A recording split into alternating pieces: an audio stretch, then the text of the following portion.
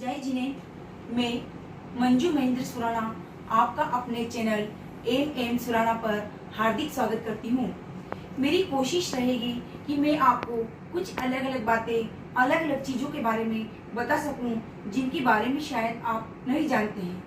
मैं आज आपको महाविशाल, महाविराट भगवान शिव के सर के ताज, देवाधिदेव नाग नागेश्वर तक्षराज के विषय में कुछ बताना चाहती हूँ, जिनके बारे में पृथ्वी पर कम ही लोग जानते हैं। मेरे लिए देव तक्षराज मेरे पिता हैं।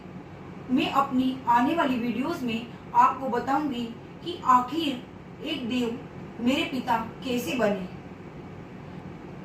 आज मैं आपको देव तक्षराज के मंदिर के बारे में बताना चाहूंगी, जो कि मध्य प्रदेश के भानपुरा जिले के पास घने जंगलों और चट्टानों के बीच में स्थित है। यहाँ पर एक विशाल जलकुंड भी है, जिसका आज तक कोई नाप नहीं कर सका है।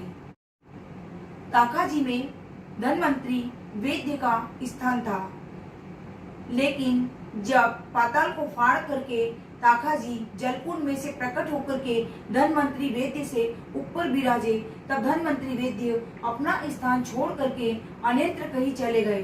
तभी से इस स्थान का नाम ताकाजी पड़ा। ताकाजी ने स्वयं अपने हाथों से शिवलिंग की पधरावना की। आपको बता दें कि शिव जी के सिर पर जो नागराज विराजते हैं, वही देव तक्षराज हैं। ताकाजी में आज भी 500 ऋषि मुनि तपस्या कर रहे हैं। कहते हैं कि इनकी आयु 200 से 400 वर्ष की है, लेकिन कोई भी मनुष्य इनके दर्शन नहीं कर सकता है, क्योंकि ये ऋषि मुनि किसी भी कीमत पर मनुष्य को ऊपर नहीं आने देते हैं। यहाँ पर देव की विशाल वामी है, जो पाताल से लेकर के पर्वत आकार है, वो मिट्टी और घास कंकर से बनी हुई है। इसी वामी के पास ताकाजी का मंदिर है, जो भक्तों के लिए पूरे वर्ष खुला रहता है। ताकाजी में आज भी 300 जड़ी बूटियां विद्यमान है, जो अर्धनाग और अर्ध मनुष्य के रूप में दीपावली पर 14 की रात में शिवलिंग के सामने प्रकट होकर के अपने अपने मुख से अपने अपने गुण का वर्णन करती है। यह बात भी उतनी सत्य है कि किसी समय में ताकाजी में दिवाली की रात को दीपक अपने आप जलते थे और सुबह 4 बजे अपने आप ही बुझ जाते थे। आज के लिए इतना ही। जाते जाते मैं देव तक्षराज के बारे में आपसे 2 पंक्ति कहना चाहूंगी।